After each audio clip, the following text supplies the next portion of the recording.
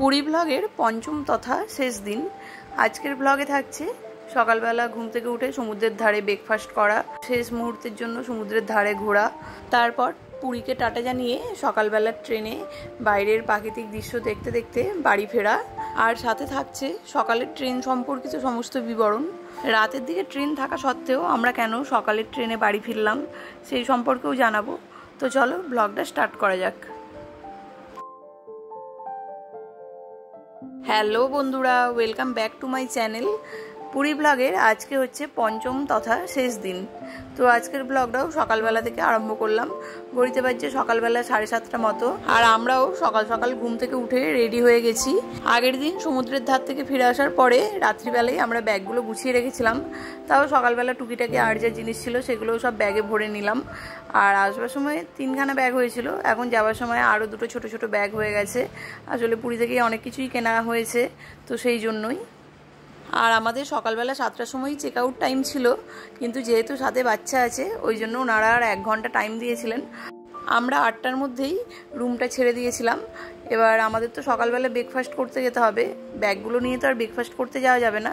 সেই জন্য এই যে আমার হাজব্যান্ড ব্যাগগুলোকে রিসেপশনের ভেতরে রেখে দিল, আর এরপর আমরা যাব ব্রেকফাস্ট করতে। আর বাপির শরীরটা সেরকম ভালো নেই বলে বাপি আর আমাদের সাথে ব্রেকফাস্ট করতে গেল না, ওই জন্য আমি, মা আর আমার হাজব্যান্ডই রাইকে নিয়ে গেলাম ব্রেকফাস্ট করতে। আগের দিন যেই জায়গায় ব্রেকফাস্ট করেছিলাম সেখানেই আজকেও ব্রেকফাস্ট করব।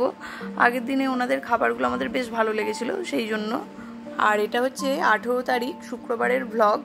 আমাদের আজকেই সকালবেলা 10:25-এর ট্রেন আছে, ধৌলি এক্সপ্রেস, পুরী থেকে শালিমার অবধি। তো ওই জন্য একটু তাড়ায় আছি। ঘড়িতে প্রায় 8টা মতো বেজে গিয়েছিল। তো এখান থেকে তাড়াতাড়ি করে ব্রেকফাস্ট করে আবার হোটেলে যাব। তারপর ওখানে অটো বলাই ছিল, তো অটো আসলে তারপর আমরা ব্যাগগুলো গুছিয়ে বেরিয়ে যাব।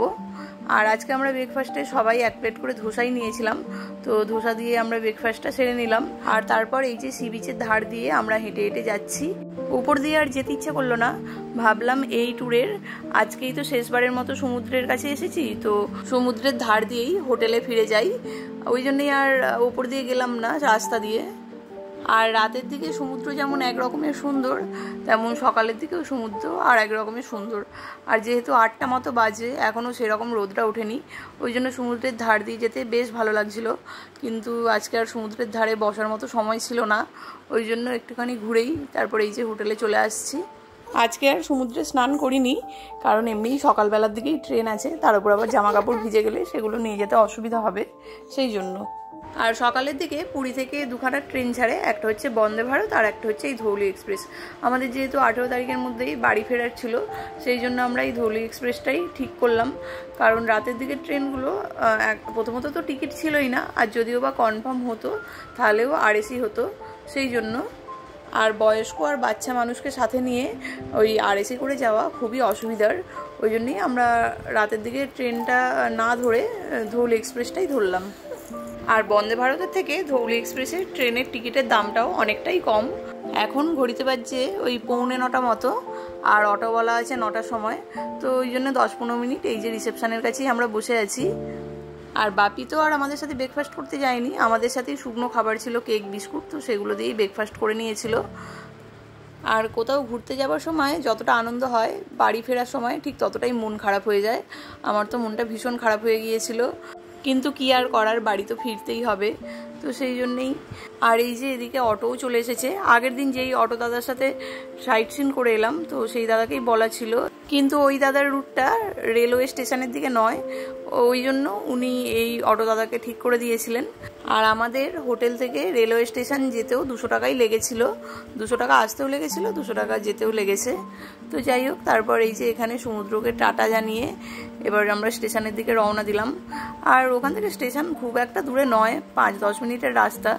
তো এই যে আমরা এরপর স্টেশনে চলেও এসেছিলাম। স্টেশনে আমরা অনেকটা আগেই চলে এসেছিলাম, আমাদের তো 10:25-এর ট্রেন আছে, আর আমরা যখন স্টেশনে আসি তখন 9:30টাও বাজেনি। তবু যাই হোক, একটু তাড়াতাড়ি চলে আসাই ভালো। আর এই যে রাই এখানে ওর ঠাম্মার হাত ধরে ধরে আগে আগে হেঁটে যাচ্ছে। আর আমাদের বেশ অনেকগুলোই ব্যাগ হয়ে গিয়েছিল, তবু আমার হাজব্যান্ড পিঠে একটা হাতে একটা নিয়ে নিয়েছিল বলে অতটা অসুবিধা হয়নি। আর রাইকে তো সবসময় হাঁটিয়ে নিয়ে যাচ্ছিলও না, ওকে মাঝে মাঝে কোলেও নিতে হচ্ছিল। তবে যাই হোক, রাই বেশ ভালোই হেঁটে হেঁটে ওর ঠাম্মার সাথে যাচ্ছিলো। আর আমাদের ধৌলি এক্সপ্রেসেই এসি ট্রেনেরই টিকিট কাটা ছিল। আর এসি ট্রেনের এই সিটগুলো খুব ভালোই, বেশ কমফোর্টেবলও ছিল। আর আমাদের এই যে এদিকে দুটো আর ওদিকে দুটো সিট পড়েছিল। আর এই ট্রেনটা 10টা 25-এ পুরী থেকে ছাড়বে আর শালিমার পৌঁছাবে 7টা 25, মানে সারাদিনেরই ব্যাপার। আর সত্যি কথা বলতে সারাদিন ধরে ট্রেনে থাকতে হবে সেটা ভেবেই আগে কীরকম একটা লাগছিল যে সারাদিন ধরে ট্রেন জার্নি করব, কিন্তু এই ট্রেনে ওঠার পরে সেরকম কিছু মনেই হয়নি। মানে বেশ কমফোর্টেবল ছিল, কোনো অসুবিধাই হয়নি। আমরা তো বরং যেরকমভাবে এসেছি স্লিপারে, তার থেকে তো এটা বরং বেশি কমফোর্টেবল। তবে এই কি সারাদিনের ব্যাপার। আর ট্রেনটা টাইম মতো স্টেশন থেকে ছেড়েও দিয়েছে।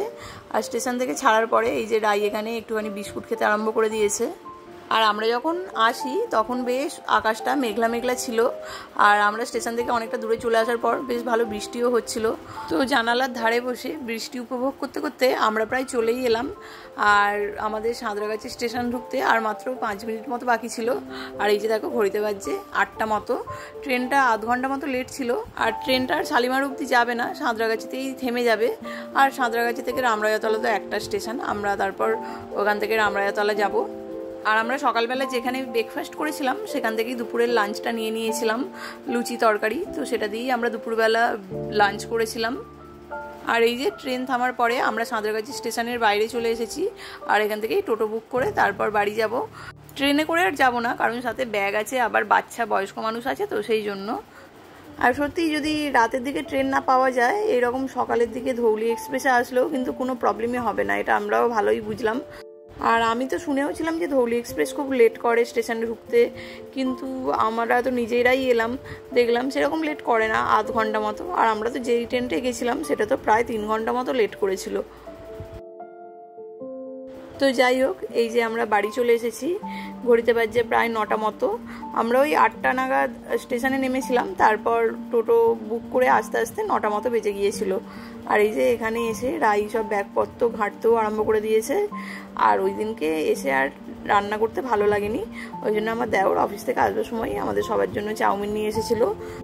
তো সেটা দিয়ে আমরা এই যে ডিনারটা করে নিচ্ছি। আর রাই ঘুমিয়ে পড়েছে খাওয়া দাওয়া করে। তো আজকের ব্লগটা এখানেই শেষ করছি, আর সাথে পুরীর ব্লগও আজকেই শেষ হলো। তোমাদের ভিডিওটা কেমন লাগলো জানিও, যদি ভালো লাগে আমার চ্যানেলটাকে সাবস্ক্রাইব করতে ভুলো না, একটা লাইক করে দিও। দেখা হবে আবার একটা নতুন ভিডিওর সাথে। তোমরা সবাই ভালো থেকো, সুস্থ থেকো, ধন্যবাদ।